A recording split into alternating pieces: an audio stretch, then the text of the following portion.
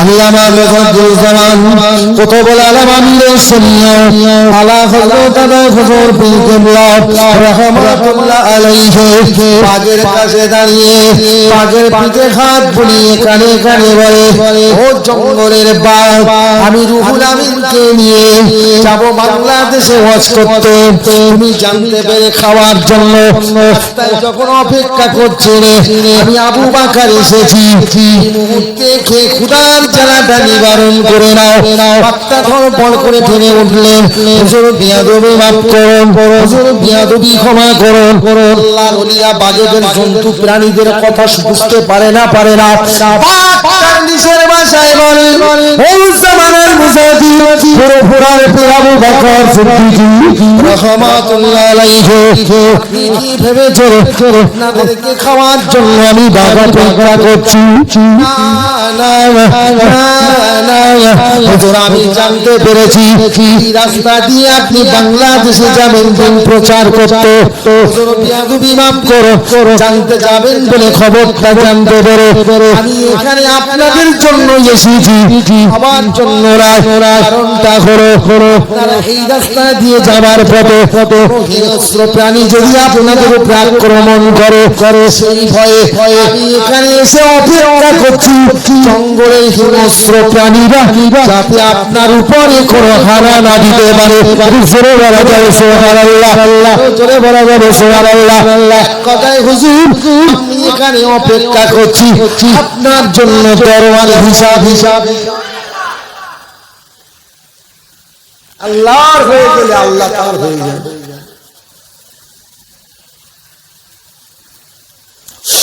কথায় কথা বেড়ে যাবে। ও মুসলমানের ছেলেরা, রাসূলুল্লাহর জীবনীটা কেমন শুনবেন। আমি কিন্তু গোড়া থেকে বলতে পারবো, তবে একটা কথা বলি ভাই, গাছ ভালো হলি আর গাছ যদি খারাপ হয়, নবী যে গাছে ফল ধরেছিল, নবীর ফল ধরেছিল, সে গাছ ভালো ছিল না খারাপ ছিল? কতটা ভালো একটু বলবো? নবীর আব্বার নাম কি? জোরে বলুন। আব্দুল্লাহ রাদিয়াল্লাহু তাআলা। যে আব্দুল্লাহ রাস্তা দিয়ে হেঁটে গেলে আকাশের মেঘমালা গুলো ছায়া করে যেত। মরা গাছের গোড়ায় গিয়ে বসে গেলে কচি পাতা গজিয়ে সঙ্গে সঙ্গে আব্দুল্লাহর মাথায় ছায়া করে দিত। জোরে বলো। আমার নবীর আব্বাকে ওয়েলকাম, স্বাগত জানিয়েছে কারা? গাছেরা, মেঘেরা, পাখিরা। কিরে, আচ্ছা আপনারা বলুন, যারা কাঁদে নবীর জন্য, ভালোবাসা দিয়েছে, তাদের জন্য 63 বছর দুনিয়ায় নবী একদিনও কেঁদেছে? আমরা আমাদের জন্য নবী কেঁদেছে। সত্যি কি আমরা নবীকে চিনতে পেরেছি? কেঁদেছি কি শুনবেন? মুসলমানের ছেলেরা, আমার রাসূলুল্লাহর আব্বা আব্দুল্লাহ বড় হয়েছে, বিয়ে দিতে হবে, মেয়ের সন্ধান চলছে। আমি আপনাদের বোঝানোর জন্য কথাটা বলছি। আপনারা বলুন, এই রাজ্যের মুখ্যমন্ত্রীকে, প্রধানমন্ত্রীকে এই রাজ্যের খাজনা দিতে হয় না? হয়। আমার নবীর দাদু ছিল, এই চলে যাচ্ছিস, কোন যাচ্ছিস?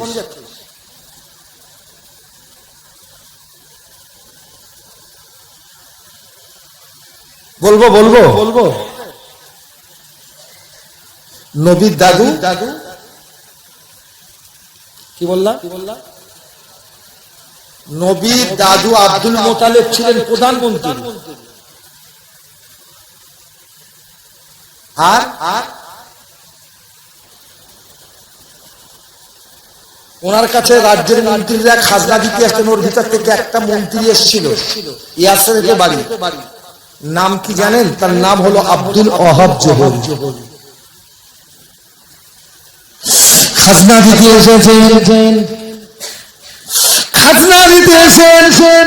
আব্দুল ওয়াহাব জোহরি আব্দুল মুতালিবের একেবারে অন্তরঙ্গ বন্ধু ছিল বছরে একবার খাজনা দিতে এসে আব্দুল ওয়াহাব জোহরি আব্দুল মুতালিবের পাশে বসে গল্প করতে আনন্দ ফুর্তি করতে কৌতূহল করতে কিন্তু এবছর খাজনা দিতে এসে অনেক দূরে বসে মনটা খারাপ করে আবার মুতাল্লি আব্দুল মুতালিব জিজ্ঞাসা করেছিল জোহরি তুমি আমার বন্ধু অন্তরের বন্ধু প্রতি বছর এসে কাছে বসে অনেক হাসি তামাশা করো গল্প গুজব করো এবার কেন এত দূরে বসে যেই বলেছে বলার সঙ্গে সঙ্গে আব্দুল ওয়াহাব জোহরি বলেছিল ও কাবার মুতাল্লি আমার একটা মাত্র মেয়ে শিয়ানা হয়েছে বিয়ে দিতে হবে সুপাত্রের জন্য মনটা খারাপ করে বসে আছি আব্দুল মুতালিব বলেছিল চিন্তা করো না আমার ছোট ছেলে আব্দুল্লাহ বড় হয়েছে চলো তোমার মেয়েটাকে গিয়ে দেখবো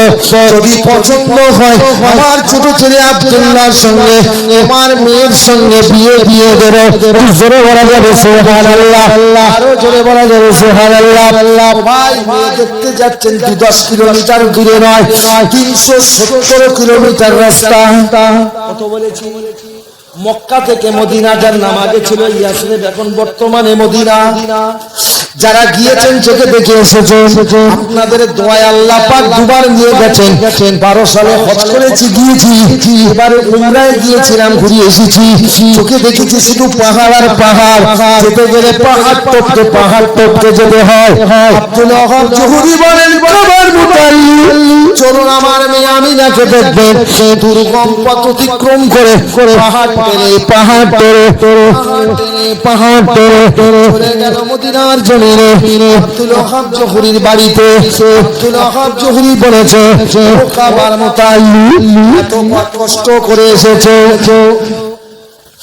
আগে মেহমানদারি করব তবে তোমাকে মেয়ে দেখাবো বলছে তাই যদি হয় মেহমানদারি করো মেহমানদারি করলে ও মুসলমানের যে আব্দুল ওয়াহাব জোহরি এই সময় বলেছিল কাবার মুতাল্লি আলী আমি আপনাকে বলি আর কে মেহমানদারি করানোর পরে বলল কাবার মুতাল্লি এত দুর্গম পথ অতিক্রম করে এসেছেন আমার মেয়েটা দেখবেন বলে তবে আমি আপনাকে একটা কথা বলি আমার মেয়েকে আগে দেখবেন আমার মেয়ের একটা ভালো ফুলের কথা 6 বছর বয়সে ফুলের কথা শোনাবো আপনি শুনবেন এখন আপনারা বলুন ছেলে এবং মেয়ে যখন বিয়ে দিতে যাবেন মেয়ের গুণ নেবেন না রূপ নেবেন রূপ নিচ্ছ বলেই তো তোমার ছেলে রাত্রে ঘুমাচ্ছে সকালবেলা বউ খালি কিছু মনে করো না গুণবতী মেয়ের সঙ্গে বিয়ে দিও যাবার সময় 10 বার ভাঙবে রূপে পাগল হয়ে না রাত্রে পাওয়া যাবে না হচ্ছে না হয় না এরা বাদ বিচার সৌরির সঙ্গে চাষৌরির সঙ্গে চলে ভাগনার সঙ্গে চলে হিরে গুণবতী দেখ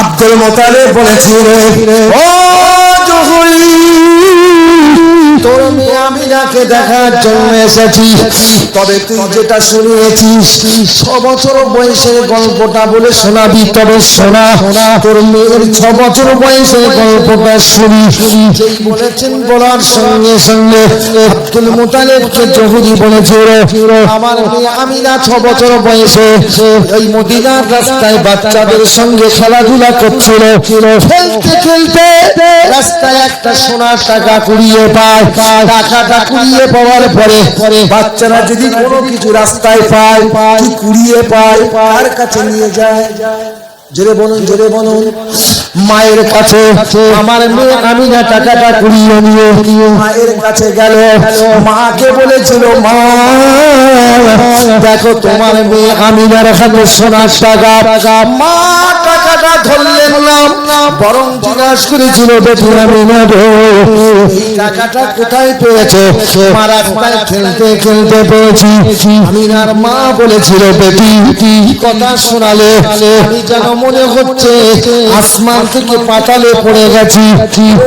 আমি না যে মানুষটা টাকাটা হারিয়ে ফেলেছে, যখন সন্ধান পাবে টাকাটার খোঁজ করবে, কুড়িয়ে এনেছো আমি তোমার মা নিয়ে যদি আত্মসাৎ করি, জীবনেও কোনোদিনও টাকা পাবে না।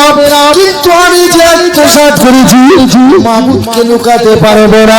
কিয়ামতের দিন যদি আল্লাহ আমাকে প্রশ্ন করে, আমিনার মা তোর বেটি আমিনা টাকা এনেছিল, আত্মসাৎ করেছিলি, জবাব চাই, জবাব জবাব দিতে পারবো না। আমিনা আমি বলছি টাকাটা ছোবো না, কাছে রাখো। সকালে যতক্ষণ টাকার মালিককে খুঁজো টাকাটা ফেরত না দেবে আমি তোমার মা তোমাকে পরিত্রাণ দেব না। এ মায়ের পেটের সন্তান ভালো হবে না খারাপ হবে? মা বন্ধন লড়েন যে চাষাও খাচ্ছে, চাচ্ছেও ভালো হবে না খারাপ হবে? রাগ করলেন কথা?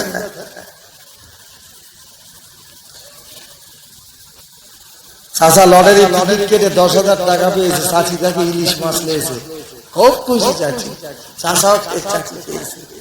রাগ করো না, আবার দাদি চাচি তাহাজ্জুদের নামাজ পড়তেছে। এখন কিন্তু সমাজে হয়েছে মদ খেয়ে যদি কেউ মসজিদে যায় তার গলা ধরে বার করে, আর সুদ খেয়ে মসজিদে গেলে তার ফাঁস কাতারে বসতে দেয়। কথা বোঝা গেল না? কি বললাম? কথায় মদ খেয়ে যাবেন মসজিদে, গলা ধরে বার করবেন, আর সুদ খেয়ে গেলে ফাঁস কাতারে এক ধরে সামনে। তাহলে সুদ খালি দোষ নেই, মদ খালি দোষ। এই হলো মুসলমানের সার্টিফিকেট।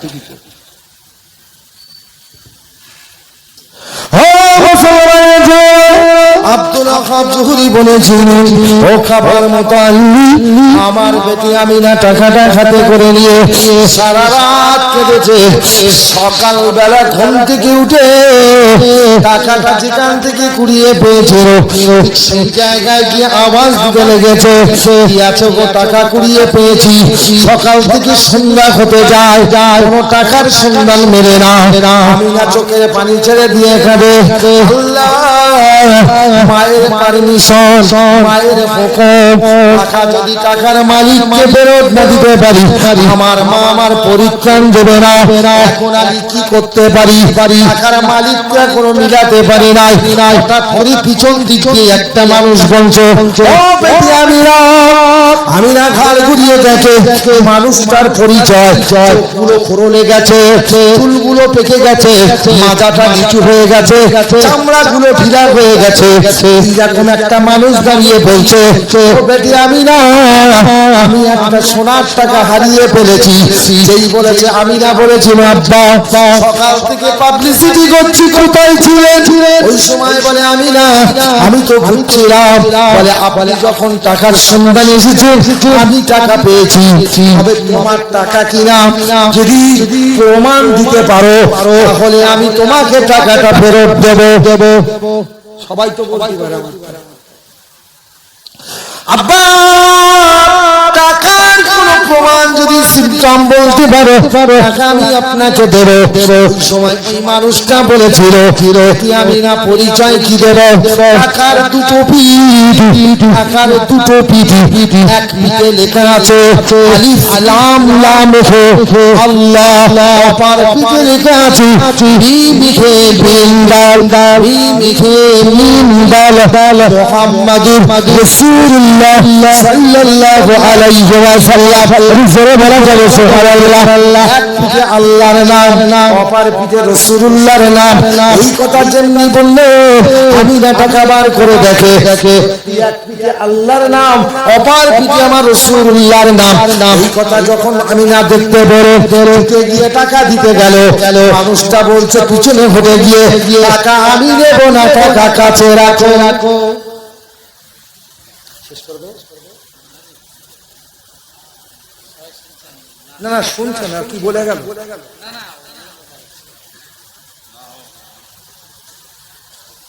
কি গো অসুবিধা হচ্ছে আপনাদের? জোরে তকবীর দেন, নারায়ে তাকবীর। আওয়াজে অর্ধেক লোক বলছে হয় হোক, না হয় না হোক। জোরে দেন, নারায়ে তাকবীর। আমি আর বেশি বলবো না, কারণ হুজুর আসবে আমার পরে। 3 নগর দরবার শরীফের হুজুর কেবলার জামাতা মাওলানা আবু মুসা সাহেব তিনিও আছে, তিনি কিছুক্ষণ আলোচনা করবেন, সময় দিতে হবে।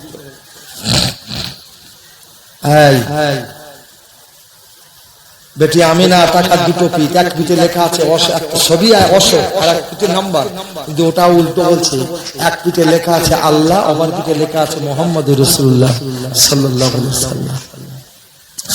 আমিনা টাকা বার করলো, একে সত্যি এক পিঠে আল্লাহর নাম, অপর পিঠে আমার রাসূলুল্লাহর নাম।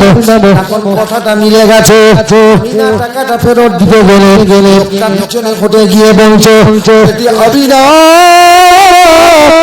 টাকা আর ফেরত দেওয়া লাগবে না, টাকা কাছে রাখো, আজ থেকে টাকার মালিক তুমি। এটি জোরে বলো সুবহানাল্লাহ। বলছে তা কেন? টাকা আমার মা শুনলে পরিত্রাণ দেবে না, টাকা নিয়ে যাও। ওই সময় মানুষটা বলেছিল টাকা নেব না, কাছে রাখো। আপনি টাকা নিয়ে যান। বলছে আমি না, এত জোর করো কেন? বলছি তো টাকাটা কাছে রাখো। আমি একটা কথা বলেছিল মানুষটা, ও বেটি আমিনা তুমি কি আমায় চেনো? বলে না, জীবনেও কোনোদিন দেখিনি, চিনবো কেমন করে? সময় বলেছিল বেটি আমিনা তুমি আমায় চিনতে পারবে না, আমি দুনিয়ার কোনো মানুষ নই, আমার পরিচয় নাও, আমি গোলাম ফেরেশতা হযরত জিবরাইল আলাইহিস সালাম। না না, জোরে হোক না, আরো জোরে। আমি ফেরেশতা জিবরাইল। ও বেটি আমিনা টাকাটা তোমার কাছে এই জন্য রাখতে হবে, টাকার মালিক আমি নই, টাকার মালিক তুমি। দেখেছো প্রথম পিঠে আল্লাহর নাম, অপর পিঠে মুহাম্মাদের নাম।